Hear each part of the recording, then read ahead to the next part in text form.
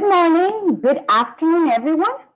Thank you so much for joining us today on another session of We Connect Academy, Learning from Women Leaders Around the World series.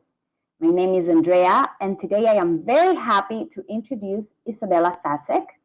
She is the founder of IC Consulting, a US-based company certified with WeBank and We Connect International. It helps medium and large enterprises to align processes with people, win talent and customers, and increase profits. In this webinar, she will share some tips on how to create a strategic and effective plan for your company. I'll let Isabella introduce herself, but I would like to remind all attendees that you are in listen-only mode. So if you have any questions, please do not hesitate to write them down in the chat or Q&A boxes, and I'll read them out loud at the end of the webinar. This is a one-chance opportunity to learn as much as possible, so we encourage everybody to do as many questions as possible. This webinar is being recorded, and you will receive a follow-up email with it tomorrow. Thank you, Isabella, for being here with us today. Over to you. Thank you so much, Andrea, and good morning, everyone. I'll say good morning because I'm coming to you straight from the Rocky Mountains. It's a gorgeous day here in Denver, Colorado. And thank you to We Connect for the opportunity. I'm really, really thrilled to have the time with you to share some of my tools that I hope you can take back to your daily life and implement and hopefully make use of them. So hopefully every one of you has grabbed a coffee or tea or water or beverage of your choice. So let's go, I would say. The whole presentation should not take longer than 45 minutes, so I really want to make sure I leave enough time for questions afterwards. So what is IC Consulting and why did I really, really wanted to do this webinar? So where IC Consulting is coming from is basically 2 decades in corporate, 2 decades in the trenches, supporting over 500 or 200 companies worldwide, mainly Fortune 500 companies, leading employees all around the world, really learning what I want to give to you from the trenches, from various departments, making sure I implement really what I see and what I saw. So without further ado, let's move right into the topic of today, strategic sounding board sessions. So what exactly are strategic sounding board sessions? Before we come to that, what is at the core of everything we do in business? The way I try to capture it is process, is experience, is movement. What I mean by that is that people love being part of a process. They want to be engaged. They want to make a difference. They want to have an impact. So just imagine what it would mean if you engaged your teams more, your employees more. What would even just 10% more hustle, more impact, more engagement mean to you? Over the years, what really has moved the needle with my team and the productivity was really a focus on a strategic and planned hustle, not just hustling for hustle's sake, not really a frenzied stampede to the finish line month over month, because I think we all have experienced it or are experiencing it, that busyness and busy work are not sustainable, right? Yes, they might give us short-term success. They might give us, just business peaks and revenue peaks, but it's just not sustainable because you will burn out people, you will burn out essence, you will burn out loyalty. So to just really also confirm what I just said, I also like to state a statistic to really help the whole understanding of why engagement is so crucially important. So I found this thanks to Gallup, kind of my go-to for really great statistics. So this is what I literally just copied off their website, is that employee engagement needs to be central to a company's strategy, to the business strategy, to a company's foundation. It really is about the clear expectations and also giving your employees, like everyone in the company, the best tools, the best systems, the best technology to support their work and really get them to perform at their best. So those teams, I thought that was quite interesting, who score in the top 20 in engagement, meaning they are really high up there, right? They are engaged, they work in a great environment. They realize a 41% reduction in absenteeism and 59% less turnover. I think it's pretty clear from that, right? That engaged employees will be there for you. They will show up with passion. They will show up with purpose. They will bring dedication to your business, to the customers you serve, and also really help the company get to the next level.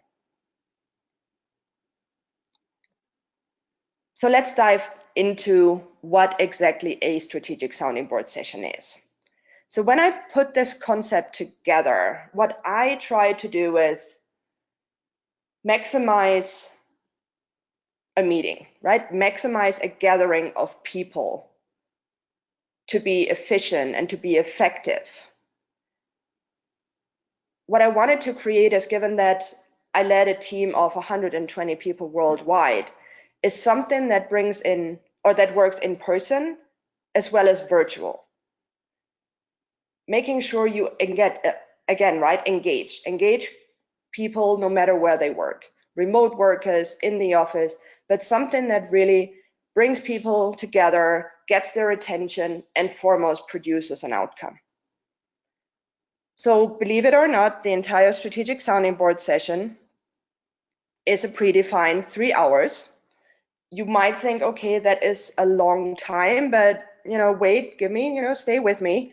You'll see that we'll cover quite a lot during 3 hours that, quite frankly, normally could take up to 3 months. It really is about a clarity result proposition and an assessment. It's a diagnostic approach, and as I call it, well, I use the more diplomatic term here, structured complexity. For me, it's more like structured chaos, right? Because it seems so much when you bring a problem to the table and you're just wondering, how can I really solve for that in 3 hours? But you can. And yes, a strategic sounding board session you can use for whatever topic you want to discuss. Just to give you some examples, whether you discuss a customer loyalty strategy, employee training programs, or succession planning. Doesn't matter if it's a challenge that is outward facing, meaning external customer engagements, or focus on internal initiatives to get you to better growth, to get you to more engagement, to get you to perhaps reduce costs. So it's really all encompassing. What is the outcome? What do we want to achieve with a strategic sounding board session? Ultimately, we want to get from here to there, from point A to point B, in a quick way.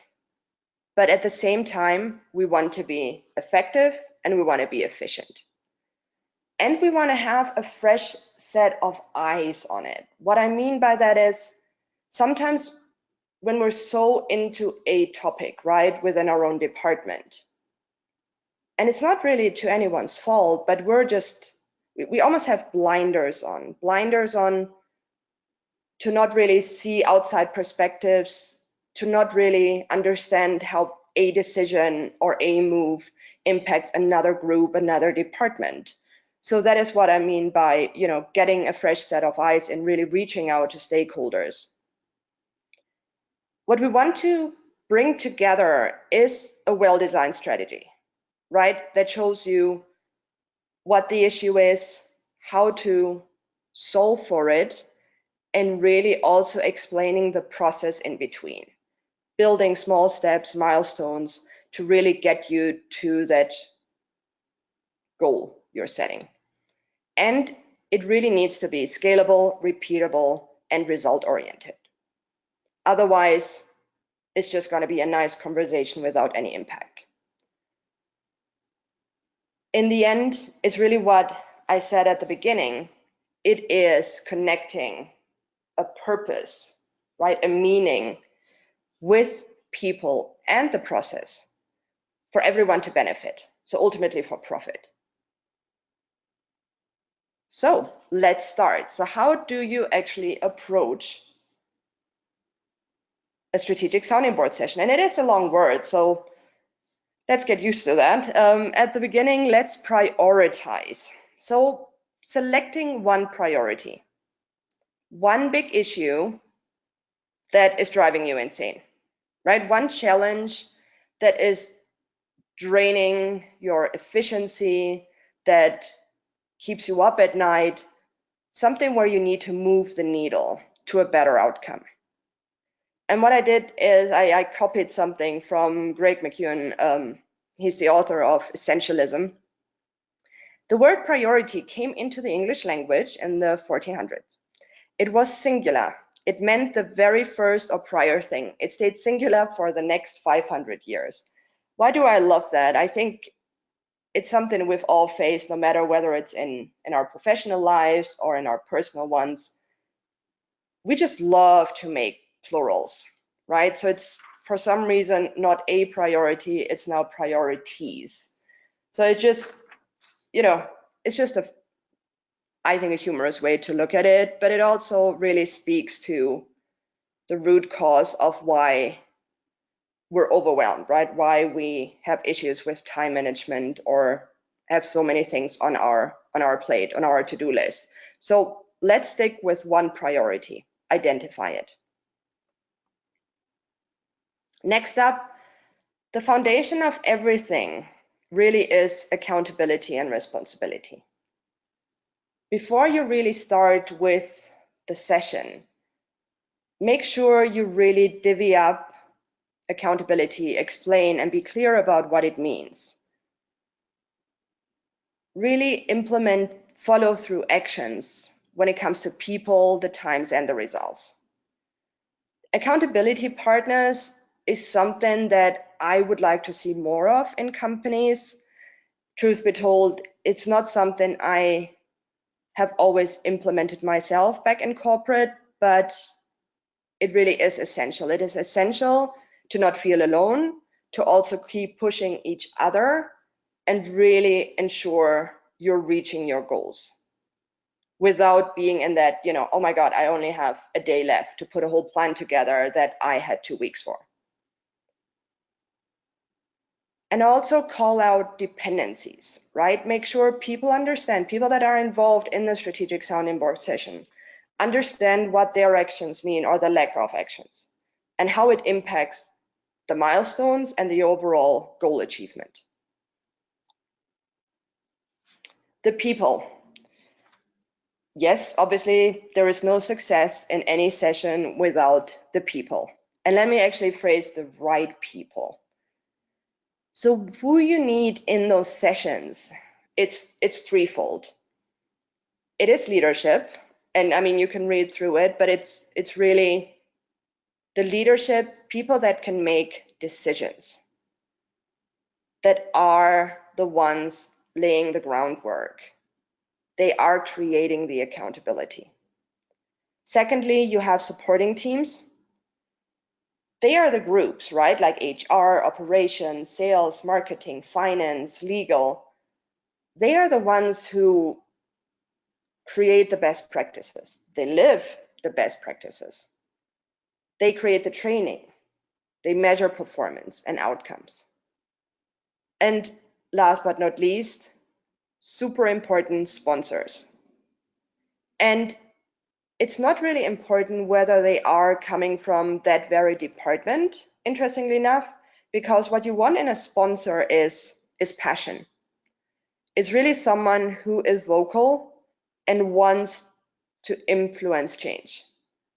Also, the sponsors need to be formally identified, assigned, and even announced, that everyone knows that these people are the ones driving a goal, driving an outcome, driving an initiative. It's really about momentum, and you want to make sure you're serious. You're serious about change management. You're serious about reaching your goal. So the setup. Now we're coming more into the logistics side. What I said before, we want to create a strategic and effective plan in 3 hours. What you do for that is you designate one leader, and then I said like X supporters and X cross-functional sponsors, because it really depends on the subject you are choosing. It depends on how many stakeholders are involved, meaning cross-functional sponsors and supporters. I never like to go more than 3, because otherwise the problem or the challenge is just way too big. Again, to prioritize means you really need to get to the common denominator. You really need to develop that art of hitting the nail on the head, so to speak, as we say here.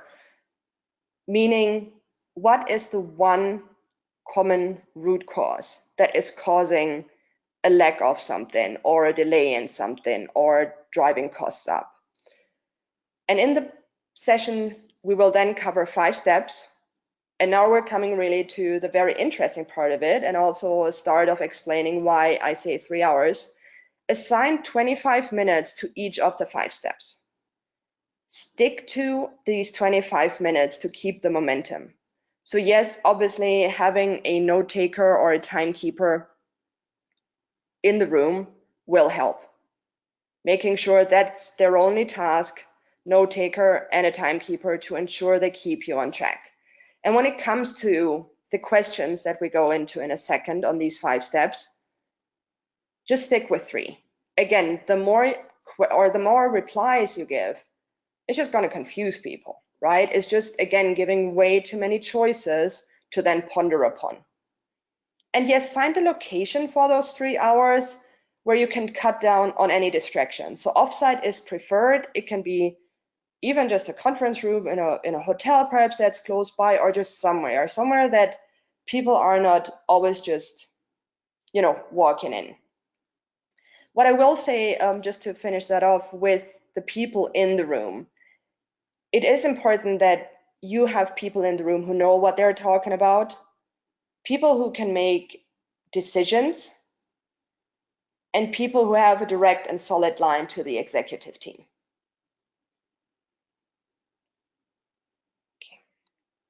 So now we dive right into the process. I have to admit, I'm a bit of a process nerd. This is why I love what I'm doing. So the process itself, and I wanted to take an example to make it, even more real. So let's say we're in a company, we want to work on a customer loyalty strategy. So how would we approach that, right, with those questions? Step number 1 is really going deep. And for some of you, this might sound a bit weird. I know I'm making an assumption here. Believe me, when I put that together first, I was like, well, would I have used it back in corporate, for example? Because core values, aspirations, those words are, thank goodness, now more and more out and about. But they're still a bit, they live on, the core values sheet and, what are the principles of our company. But when you really think about every subject you approach, every challenge you approach, what does it really mean to you? So core values and aspiration, what is your aspiration and your motivation? What do you value and why? So if we think about a customer loyalty strategy, right, how can we ensure we have even more loyal customers around? The way it would work is, what or who do you want to be for your customers? So what is it we want to portray? Like, what do we want to be known for with our customers? If we would ask a customer, it's like, what do you think about, IZ Consulting? what would you like to hear? So what are your aspirations in that field? And what is important for you as a company, your culture, your products and services?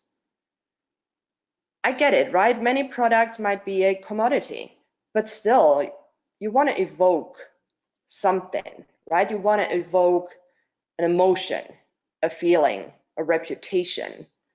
So it really goes deep. What, if you want to call it that way, it might be the woo-woo side, right? The emotional side, but really allow yourself to go deep. As I said before, it's 25 minutes, 3 replies to each question, and they should really like just come out. Don't overthink it. I think one of the main asks I would have of everyone who is participating in a session like that is don't overthink it. It really is true. Like the first ideas, just blurt them out, right? Because you can take them back and then refine them. But at this point, just blurt them out. Step 2. Now we're moving into the ideal future state and vision. So what is your ideal future state? This is really framing all other decisions and defining the scope of broad activities. Right? Then what are specific benchmarks to measure your progress toward the ideal future state? And then how do core values and aspiration inform what you want for the future? Is it different from today? So, and again, right, up to 3 sentences describing the future vision here. Going back to our example of the customer loyalty strategy, the questions would be reframed as, what does best-in-class customer loyalty look like for you? What really makes it best-in-class? What does best even mean for you? How will you truly measure whether you're improving your customer loyalty, right? How have you mapped out the journey? Do you have the right milestones in place? Can you engage early enough, or are you checking way too late? And then what is the gap between the current now and the future aspiration, right? It's what is in between. Is it really drastically different? Is it, baby steps that are super important? But understand what is in between the now and the future state or vision.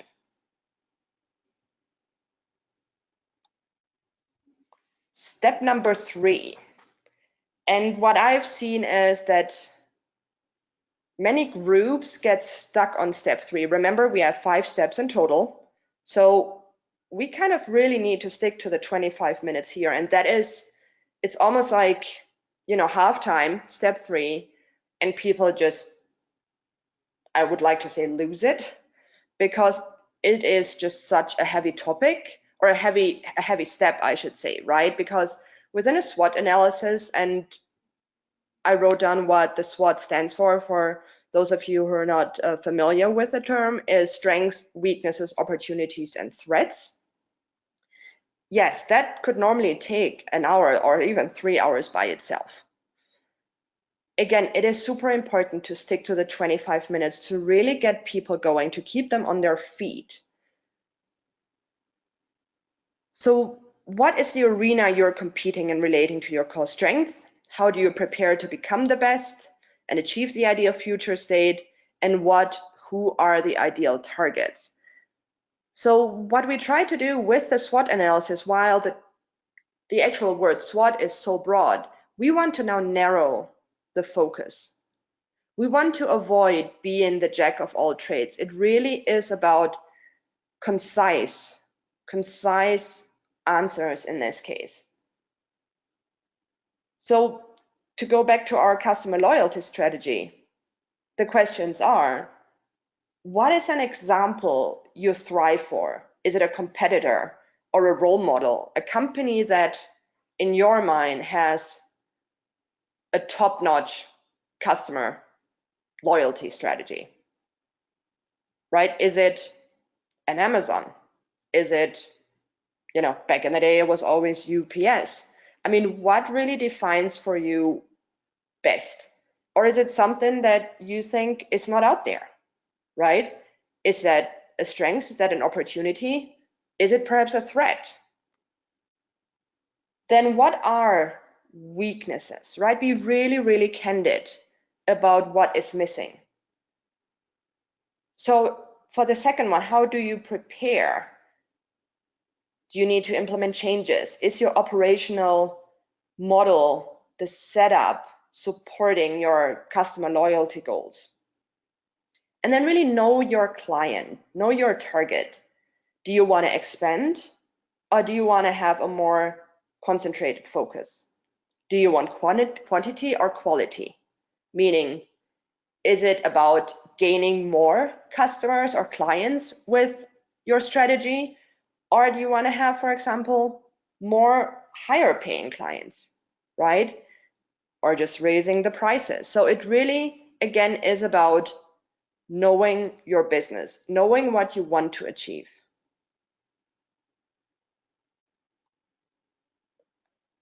Step number 4. So how will you be the best, right? What are your capabilities to succeed on this path? What else is needed, missing? And what is really non-existent? So this one is, we're starting to bring everything together at this point, right? We have dug deep into the emotional connection. We put some structure around it, really thinking deep on why do we want to get there, and do we have everything in place?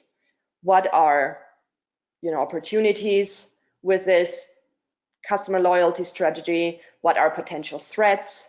What are the weaknesses and strengths? So now we're bringing it together in something really tangible. The structure is happening now. That's why it has the header of strategic objectives. So with the first one, how will you be the best? Define your recipe for success. There are many ways to be the best, and because contexts differ significantly, there really is no single or simple way to be the best. I caught something from Michael Porter. He's also big in the management or self-development space, is create superior value for your customer and in turn create superior returns for your company. I'll just repeat that again. It's create superior value for your customer and in turn create superior returns for your company. So when you think about all of that, right, and again, taking the example of the customer loyalty strategy, is what does best look like for you, for your company, for the people in your company, for the product and services you sell, you offer? What are your core strengths and foundation when it comes to your service and product fulfillments? What do they represent? And then when it is about what is needed, what is missing, do you need more people? Do you need more training? Do you perhaps need more customer insights, right? Is outsourcing a topic? Is technology advancement, technology improvements, is that a topic? Do you need to bring people in to just help you to get those fresh perspectives in? And foremost, engage in communication internally and externally, and prepare for success by setting achievable goals and setting boundaries. It really is about focusing so much on this topic at hand that you need to cut down on noises, on distractions, to make sure you have a clear path ahead. Well, as clear as we all know it can go in the everyday life of business. I get it. It's not always a complete straight line, right? It might be a bit crooked here and there, but how much can you really cut down all the extras to ensure you have that clear path in sight?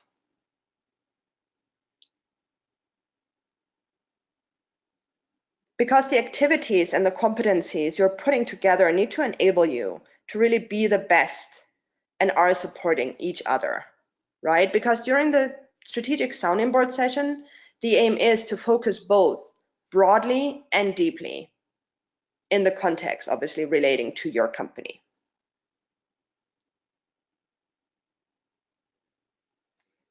And there we are. We're already at step number 5. Obviously, this is going, through it quickly.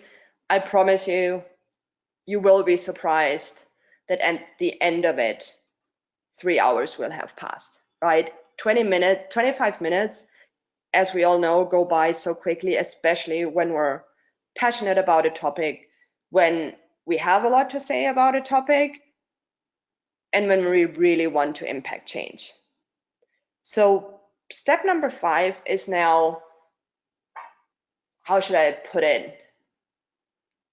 Now we're putting like the meat on the bone. Now we're basically making a commitment.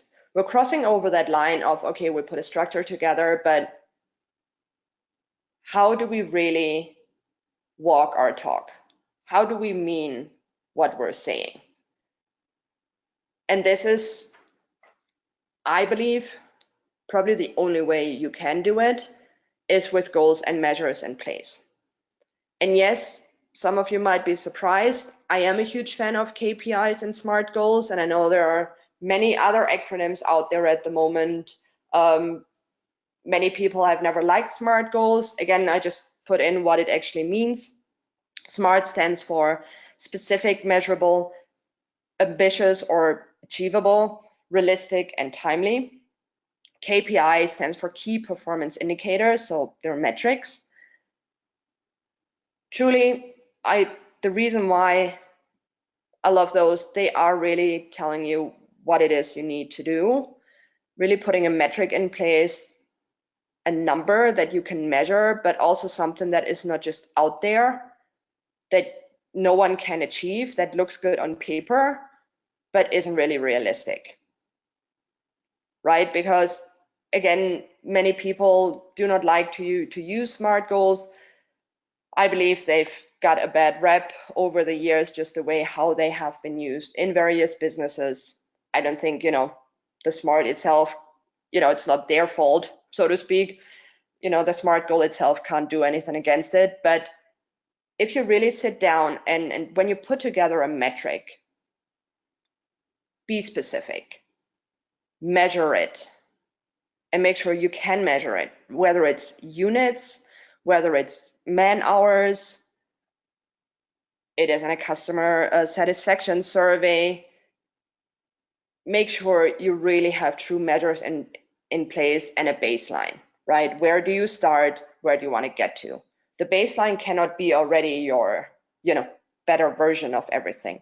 What truly is your baseline? Sometimes that is a painful one to determine because it really gives you a state of your business. And then, yeah, be ambitious, right? Yes, the next word is realistic, but be ambitious. It's not just about, keeping everyone at bay and, not stressing people out. Yes, but again, we're in here for profit. And the more profit you make, the better you can reward everyone working in the company. That would be my hope or my outlook. So yes, be ambitious. Be ambitious in setting those goals and also timely, right? You cannot have one goal, or sorry, one metric just be relevant forever and ever. It has to be really time bound and making sure you're hitting the mark. So I would suggest have 3 SMART goals and 3 KPIs. I do love the number 3. I know it's very symbolic, but all good things come in threes, whatever you want to use there. I truly believe in it. And again, when it's more, you just overwhelm people. You just get lost in numbers. At the end, you're not even aware what you're tracking or why you're tracking something in the first place. If you cannot put like SMART goals and KPIs together, everything you just talked about will not have any impact. And if you're stuck, go back to the ideal future state and vision, which would be step 2, right? And establish incremental goals to reach it. Again, you can go back, right? That's why we built you up to this point to do it. But again, you have people in the room really agree on these SMART goals and KPIs. That is probably where consensus matters the most.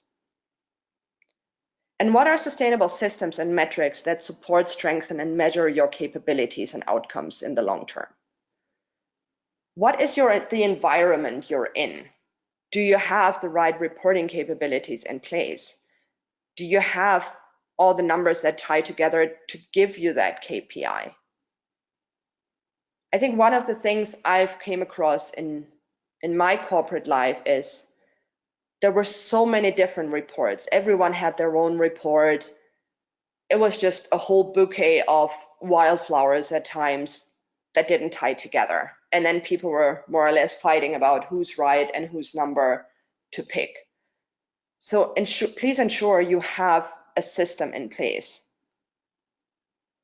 to give that one or those metrics, like that, those 3 KPIs, those agreed upon goals, as a readout to the entire organization.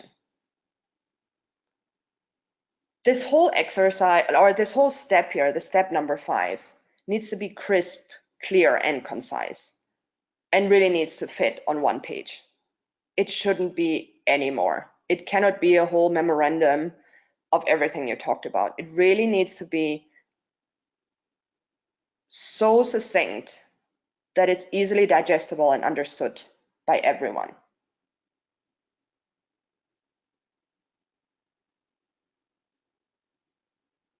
Throughout this entire process, it is important to self-assess and check in with yourself, check in with the incremental steps and goals and milestones, and surround yourself with the people that are tied to a project, right? Make time for them. And what has actually worked well when we used to roll out a new department was to create a circle of customers, like almost like a beta circle of customers that you can go back to, right? And present ideas, get their feedback.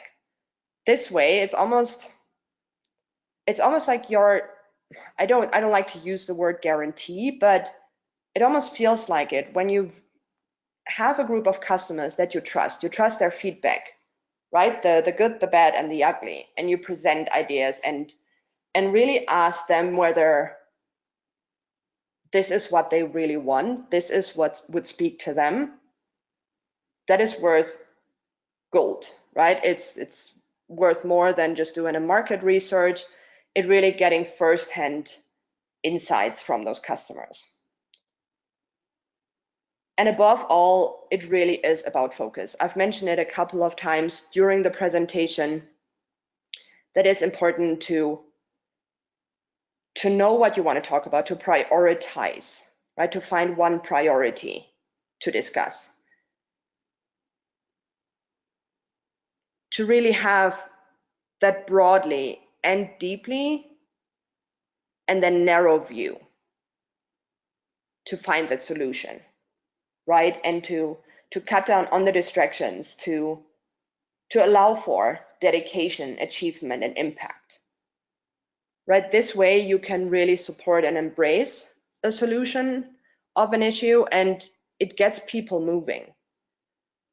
The reason why I chose to give it like that subtitle of connecting people and process like to a purpose, and I hope you've seen it, that when you really bring people together to find a solution and you engage them, right? Because again, we have leadership, but we have supporters, we have sponsors. I didn't necessarily put a title next to each of everyone. Okay, with the leadership, yes, someone, allowed to make decisions, having a line into the executive team, but otherwise it really is bringing the people together, and it doesn't matter whether they are in the office or they work in Hong Kong, in Buenos Aires or in London. You have the means to bring people together.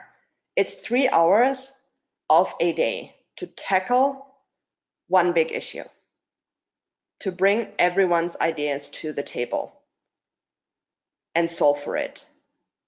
Not just knowing why you want to do something and what you want to achieve, but also how you want to achieve it. It is about baby steps. And it is about holding yourself and everyone around you accountable with goals, with metrics. It will help you to follow through with a solution. It will help you to not just follow through, but also to monitor it, to roll it out, and then go back and analyze it, review it, and if need be, perhaps change it slightly or just continue building upon it. Again, more engaged employees will drive your business to the next level. They will just make what is already good even better. And that's it. That is what a strategic sounding board session is. I know it was really quickly going through it. Again, normally it takes 3 hours, and what I've seen when you do tackle a big challenge, sometimes that even takes up to 3 months. So hopefully it gave you just a good overview of what you can do with your team to really go deep, focus, and then narrow it down to a solution and everything you need to implement it.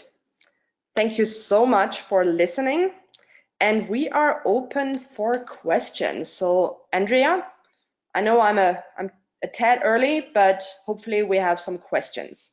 Yes, thank you so much, Isabella. That was very, very interesting and enlightening. I hope it was very useful for most of our attendees. I just want to remind everybody that you are in listen only mode, and you can write down your questions either in the Q&A or chat boxes, and I will read them out loud and make sure that Isabella gets most of the information. We do have one question from Carrie. She's saying, hi, Izzy. Sounds like you really need strong facilitation skills to lead a session like this, like the sessions that you just mentioned. Any tips on successful facilitation skills? Yeah, that is a good question indeed. So I still have the hope that when you bring a group together of, leaders, supporters, and sponsors, that one of these people will naturally take over. What I mean by that is there is a natural fluency to some, but normally it is the meeting organizer and it would come out of the supporting teams, right? Because the sponsor will have to be brought in and the leadership should be then also in there to carry it forward. So my tip is to really designate someone in the support team for that facilitation, or bring someone in from the outside, to be quite honest, right? To really bring someone in that might not work in the company, like a meeting facilitator or a consultant or someone, right? And that doesn't need to be a huge engagement. It's just really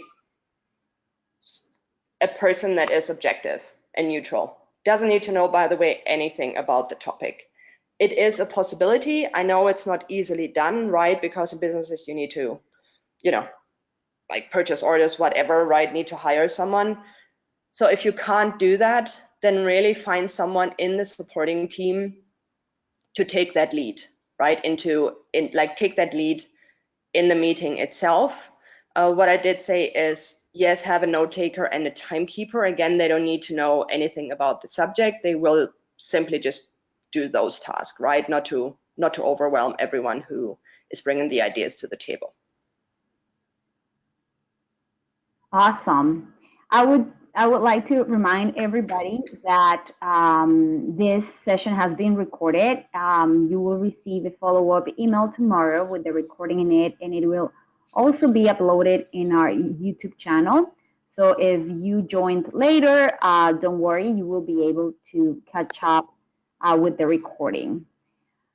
Do you have any other questions, please? This is the moment where we take advantage of this minutes with Isabella. So please feel free to type down any questions you may have related to your company or any problem that you're experiencing right now. In terms of priorities, Isabella, you were saying that it is important to establish priorities in terms of what you want to achieve.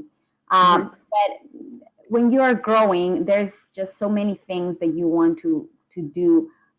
Would you be able to give some tips on how to pick priorities? Because I feel that that is probably like the most difficult thing for many organizations that are just in the process of growing, and there's so many opportunities and so many things and so many targets to meet. What are your tips in terms of setting the priorities? Yeah, that is, oh my God. I think, should I be able to solve this? Will I have found the holy grail? You know what I mean? I think I can probably retire after, providing the solution to it. I'm not sure if there really is a solution, but seriously, one of the biggest things is that in business, we have made everything such a top urgency. Like there are so many fires to fight that we probably start fires ourselves. What I mean by that is there's a sequence, right? That it cannot just be, oh, three priorities don't have the same weight. One impacts another, right? Really know what one priority impacts. What do they trigger? What do they need? And but it does take time, right? It does take a bit of time to really go again deep into questioning that priority, understanding what is really at the core of it and what needs to happen outside to get it done, or is it dependent on something else or another priority to get done first. So it's easy to say we have 5 priorities. Well, it really isn't. If you, for example, you just take like employee turnover, for example, that could be such a huge topic, right? On the whys and hows, and so it's salaries, it's training, it's development, it's relationships.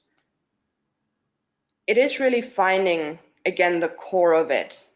What is the common denominator that drives it? So you start with that. You start with a common denominator, with that one singular issue.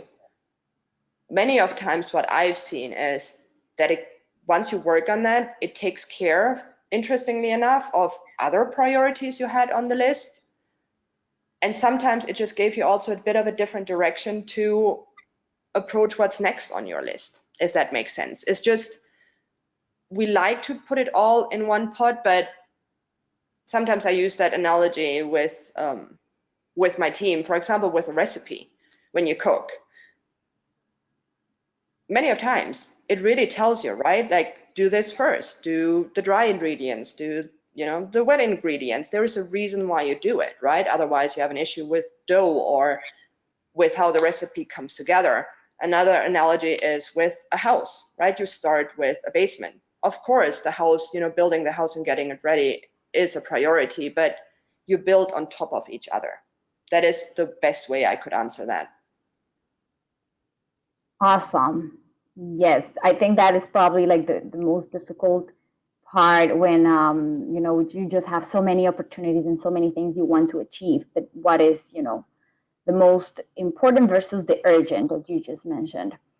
In terms of the role of the leader or leaders in the company, we often see that it is typically either the CEO or the founder or the managing director, the person who eventually makes a decision on in terms of what are the priorities and everything. And I really liked the fact that you have a whole process and methodology to include the team.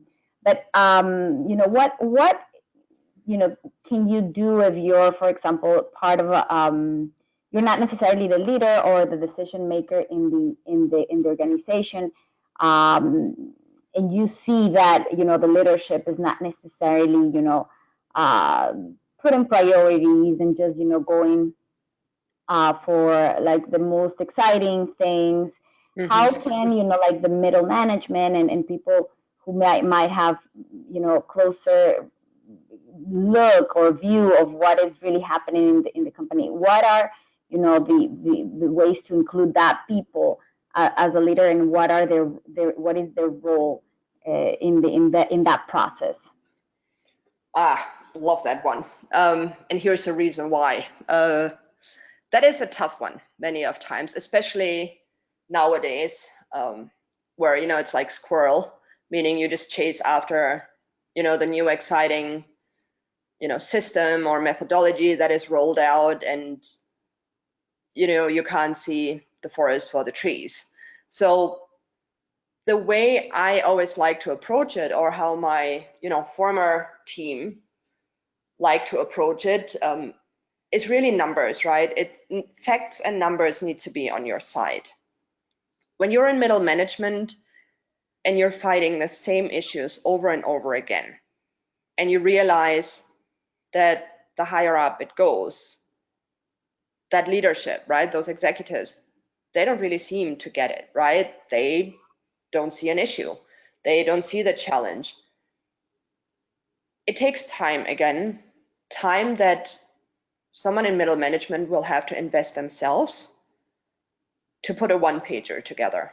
Again, the one-pager is worth gold because no one will have the time or the attention span to really read more.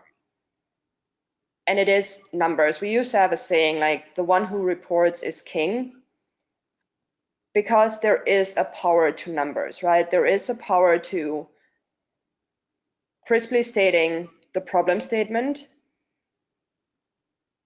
or given the problem statement, backing that up with numbers, backing that up with perhaps, let's say, customer quotes, if it's an issue that is impacting the customers and they see it, and then also providing one or two alternatives, right? Two solutions that could work. Again, backing it up with numbers, saying, okay, this is what is needed. Let's say, we need a new training rollout or refresher, or we would need, one more admin help. It's really about guts and courage as well. I don't want to leave that out, where numbers should have a power by itself, but it really is about putting the numbers to it, to back it up. And then one of the things that, especially in middle management, everyone needs more of is an ally, almost like your very own sponsor, supporter, mentor, who is a bit higher up, that will help you carry it forward. Even if not to the outside, but really give you that support from deep within, someone who has your back to bring it to the next level and talk about it. So yes, the logistics part is really, it's the numbers, being able to clearly state what the issue is, bringing a solution to the table, having internally the guts and courage to take it on, to really be vulnerable and show your passion and dedication. And then thirdly, for me, almost that link, right? That link is that mentor, that ally. Awesome. Thank you so much, Isabella. Last opportunity, I think we have another. Yes. Hello, IC. How do you keep high the KPIs with good employees but emotionally sensitive to feedbacks? Interesting. Okay, well, now we're coming into a different side of me here. So, I mean, KPIs are KPIs, they're numbers, right? They're cold, hard facts, as I like to call them. But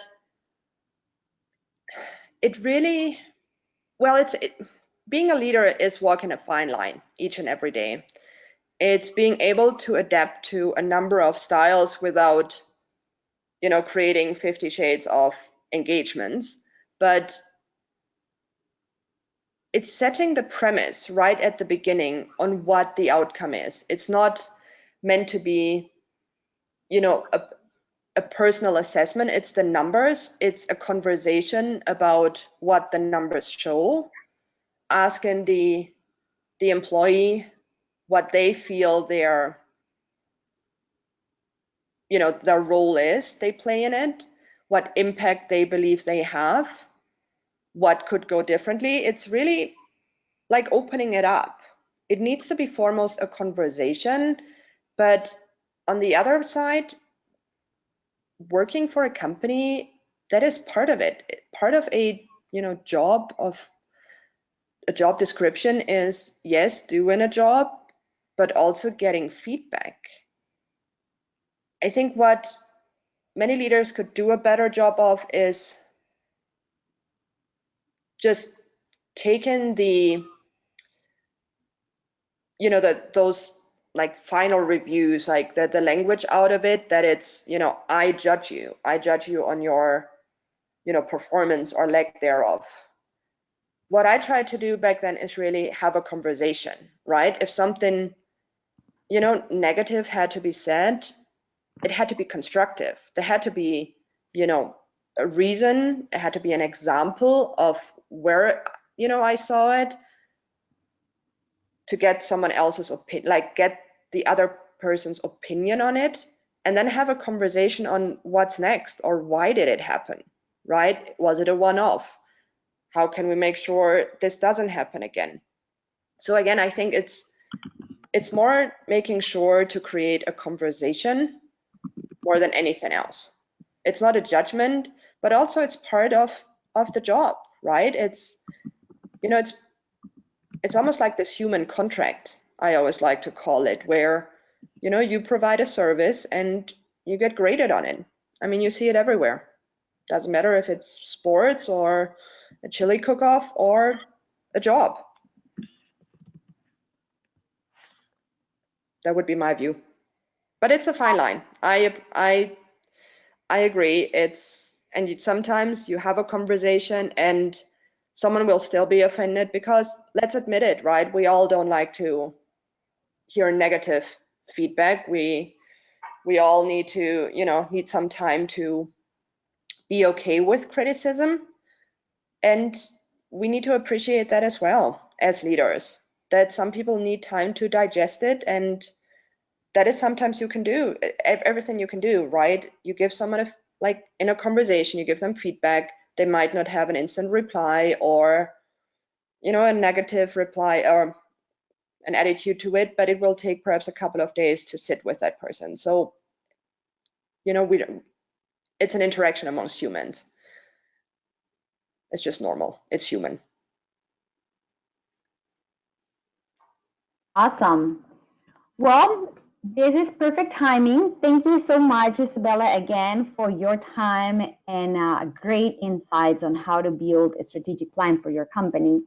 Just a reminder again to everybody, this webinar, has been recorded and will be attached to a follow-up email that you all will receive, both attendees and absentees, and it will also be uploaded to our YouTube channel. Please make sure that you follow our YouTube channel. You're receiving a lot of thank yous and congratulations from the attendees, Isabella, just so that you know. It has been great, and I hope that we can, that everybody there contacts you to potential business opportunities. Her contact information is right there, so we encourage you to send an email if you are interested in any of Isabella's support. Thank you so much, everyone, and thank you so much, Isabella, again. Have a great day. Thank you. Bye-bye.